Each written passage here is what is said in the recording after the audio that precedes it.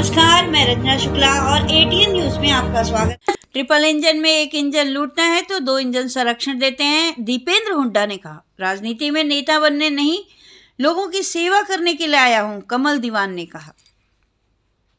Triple engine में एक engine लूटने का काम करते हैं तो बाकी के 2 इंजन उनका संरक्षण करते हैं। ऐसे में एक इंजन विपक्ष का भी होना चाहिए जो कि भ्रष्टाचार पर लगाम लगा सके। यह बात मंगलवार को कांग्रेस प्रत्याशी कमल दीवान के समर्थन में जनसभा को संबोधित करने पहुंचे रोहतक सांसद दीपेंद्र हुड्डा ने कहा।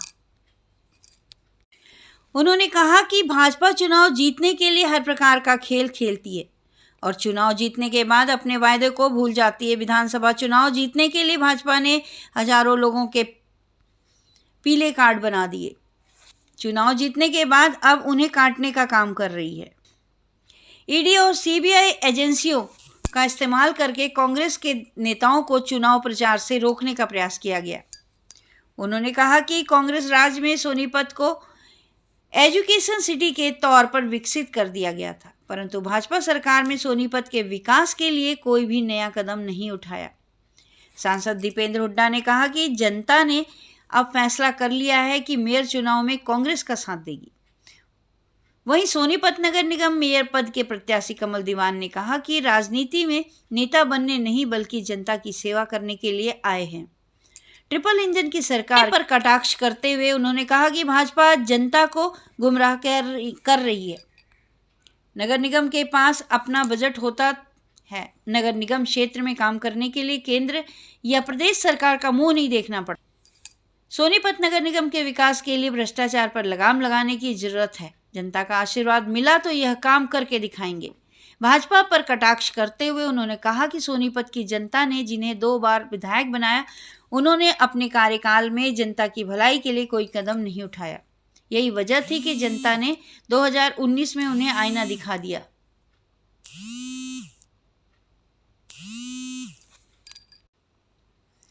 और यही वजह थी कि जनता ने 2019 में उन्हें आईना दिखा दिया था। आज एक बार फिर से वे समाज के बीच में पहुंचकर वोट मांग रहे हैं और दावा कर रहे हैं कि असली कमल तो वे हैं, दूसरा तो नकली कमल है। कमल दीवान ने कहा कि उनके इस अहंकार का जवाब 2 मार्च को सोनीपत की जनता देगी, क्योंकि यह तो सोनीपत की जनता ही बताएगी कि असली कमल कौन है और नकली कमल कौन है। उन्होंने कहा कि जो लोग 10 साल में सोनीपत नगर निगम का कार्यालय नहीं बनवा पाए, ड्रेन नंबर 6 प्रोजेक्ट को पूरा नहीं कर पाए, जिन लोगों के शासन में वेतन न मिलने से सफाई कर्मचारियों के घरों का चूल्हा ठंडा पड़ गया हो, ऐसे लोग अगर फिर से आए तो सोनीपत नगर निगम क्षेत्र को बदहाल कर देंगे।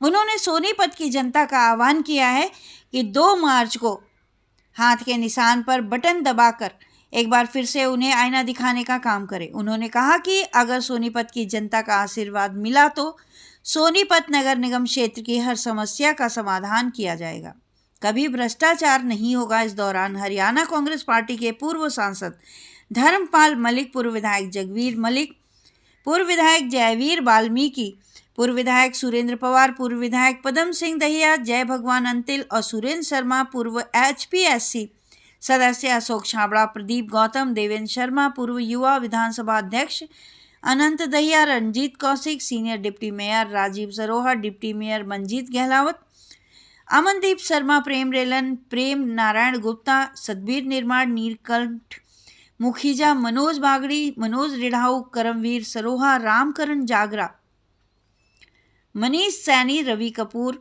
पवन बंसल, पवन गोयल, नीरज देशवाल, संतोष गुलिया, कमल मलिक, रजनी किराड़ा, रेखा राणा, निर्मला पांचाल, कलावती पांचाल, दयानंद वाल्मीकि, कुलदीप देशवाल, राजमल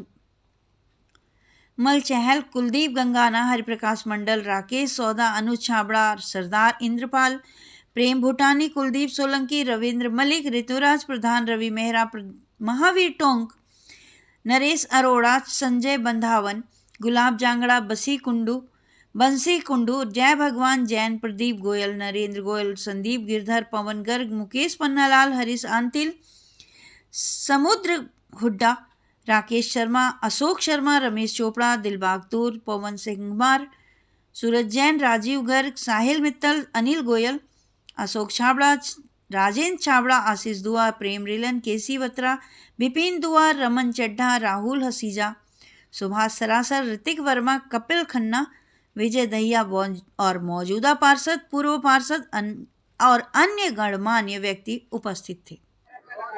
बड़े बड़े जहाँ जहाँ बीजेपी के मेयर थे, देखा पीछे भी हमने बड़े बड़े उन निगमों में घोटाले हुए और उन घोटालों को संरक्षण देने का काम, उन पे इंक्वायरी भी नहीं हुई, संरक्षण देने का काम प्रदेश सरकार ने किया।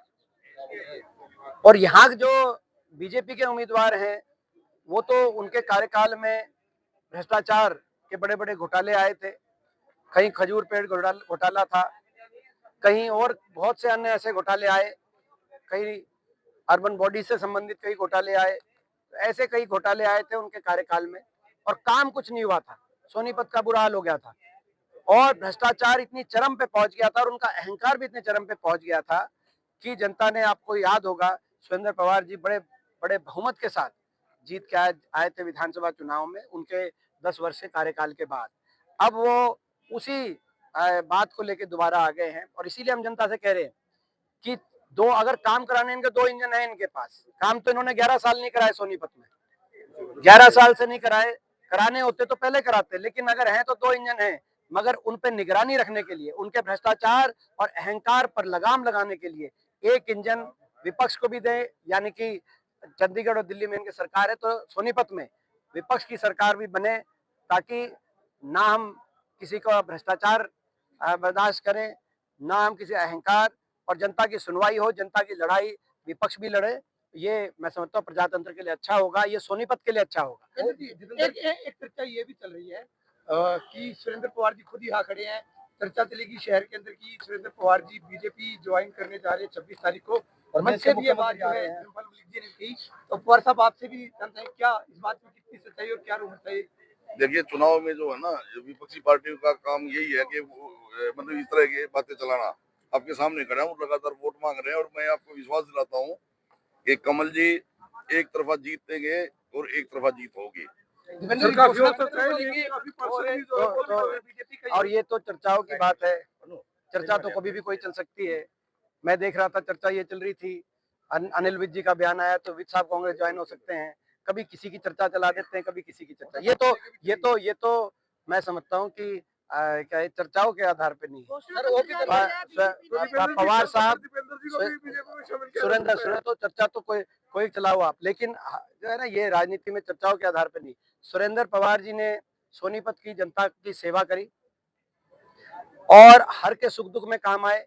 मैं समझता हूँ इनसे नरम हमने एमएलए नहीं देखा सोनीपत में, इतनी इन्होंने चर्चा, सेवा करी लोगों की, हर के सुख दुख में काम आए। लेकिन छल कपट से केंद्रीय जांच एजेंसियों को इनको टारगेट किया गया और चुनाव प्रचार से इनको वंचित किया गया।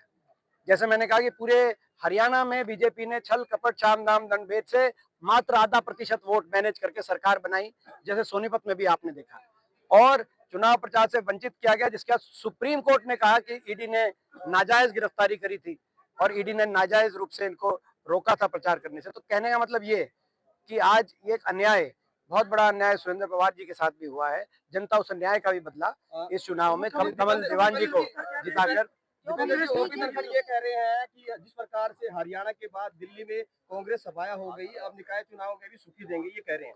देखिए, ये भाजपा जो है, भाजपा वालों की आदत है, वो इस प्रकार के अहंकार के बोल भाजपा वालों से आते रहते हैं और यही जो है हम जनता से कह रहे हैं कि इस अहंकार, इस तरह की जो अहंकार भाजपा में, अहंकार और भ्रष्टाचार, सबको पता है कितनी बुरी तरीके से जो है हर चीज लूटने लग रहे हैं बीजेपी वाले। हर चीज का क्या रेट चल रहा है सबको पता है, हर काम का क्या रेट चल रहा है सबको पता है, कितना अहंकार और कितना भ्रष्टाचार आ गया। उस पर लगाम और नियंत्रण के लिए जनता के बीच में हम जा रहे हैं और कह रहे हैं कि विपक्ष को की आवाज को मजबूत करें और सोनीपत के अंदर कमल दीवान जी को जिताने का कार्य करें। ट्रंप ने जो अभी विदेशों से भारतीयों को वापस किया गया, देखिए, एक और आपने को याद होगा, जब ये इनका कार्यकाल था तब इन्होंने चुनाव ही नहीं होने दिए, तब यहाँ पे चुनाव नहीं होने दिए थे, ये भी आपको याद होगा। जो तब चुनाव नहीं हुए थे निगम के, और यही मंत्री थे, तब निगम के चुनाव नहीं होने दिए। और अब क्योंकि ये जो है अपना इनको खुद लड़ना था तो तुरंत अपना जो है, नहीं तो 8 महीने बाद जो है 9 महीने बाद तो टर्म ही पूरा हो रहा था, लेकिन खुद लड़ना था तो चुनाव। तो ये केवल अपने व्यक्तिगत के रूप से, ये सोनीपत के विकास से इन चीजों का लेना देना नहीं है। ठीक है।